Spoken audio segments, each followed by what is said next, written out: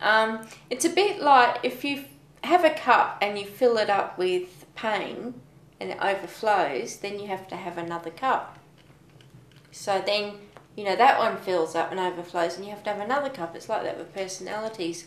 They fill up with pain, you know, or trauma and can't deal with it, so you develop another persona to cope with it.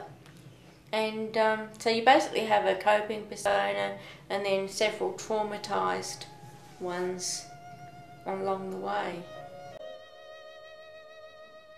This is my favourite Debussy track, Clair de Lune. Clair de Lune is just beautiful, like it's got that floating, you can see the moonlight over water really, I think. That's just my mental image of it when I hear it. My name's Ruth. I'm a sufferer of Dissociative Identity Disorder, if you can call it suffering. Really, it's just a condition where each personality splits off as a result of trauma. There's pressure and you know you're going to switch because you can't stand that moment any longer, you know, and so you just end up with all this pressure and then you can't bear it anymore, so then you just blank out and you go because you can't take that moment anymore. It's not a case of who are you today, it's like who are you this minute? Because we're under a bit of pressure, like with the camera being here and being interviewed for this space, it's like, you know, naturally there's a bit of pressure with that, and so we're switching quite often. Each personality starts off when there's trauma and there's something to kick it off. We fractured very early on from abuse from our father. Without going into all the icky details, but we've seen things we shouldn't see and had things done to us that shouldn't be done. Ruth was always his favourite, so he had no time for the second child whatsoever. It was as if he never had a second child. And I mean, I could see that, you see. But Ruth and him seemed to be like that. They seemed to be close. They did everything together. And this is why she's multiple, because she blocked out what the bad things he was doing, and he told her, you know, she was his favourite and she was his little princess and she was wonderful, and she just had to cut things off. When he did horrible things to her, she had to cut that off because she wanted to believe what he was saying to her, you know, that she was his favourite, and I think she was, but unfortunately not for a good purpose. If we get the smell of drum tobacco under our nose, it's like a real trigger because that's the tobacco that Dad used to smoke.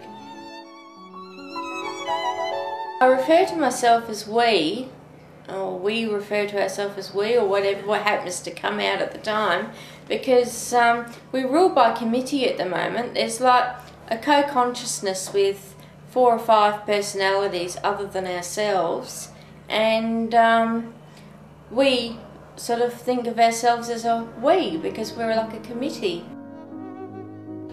I can't really remember when, but I remember a long time ago her telling me of things where obviously the creative side would take over, and she would have bought art materials and things like that and couldn't remember doing so. And I think that sort of really scared her, you know, because like there's parts of your life, you know, you're not aware of what's going on, and I think that sort of really scared her. I think my mind is definitely built into little boxes, and each one contains different memories, and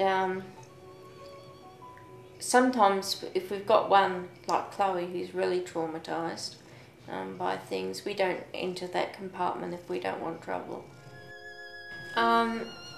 I've got 5 regular ones that are like coexistent all the time.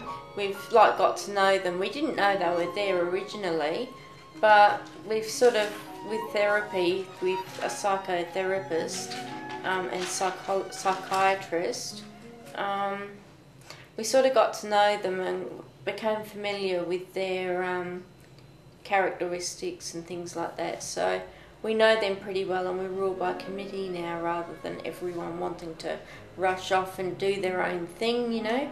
That was pretty traumatic. As for the others, they pop up from time to time and we just flip out and don't even know. There's Melissa, who's basically the coping personality and is like the gateway for everyone to communicate. Then there's Serenity, who's a peace-loving person and likes crafts and music and art. She likes to draw. But we had our drawings destroyed when we were young, so she doesn't do that a lot now. We've got 3 male alters. Yeah, which is a bit hard to describe, but you do get into a different headset. Quite a lot of them, most of them are like teenagers and pre-teens. We have one personality who's a baby. We just hear this crying in our head and you know, it's just awful. And we don't know who she is or what she wants or anything. She's been cut off at such a young age that we just have no idea. It's just like taking into consideration a whole family, really.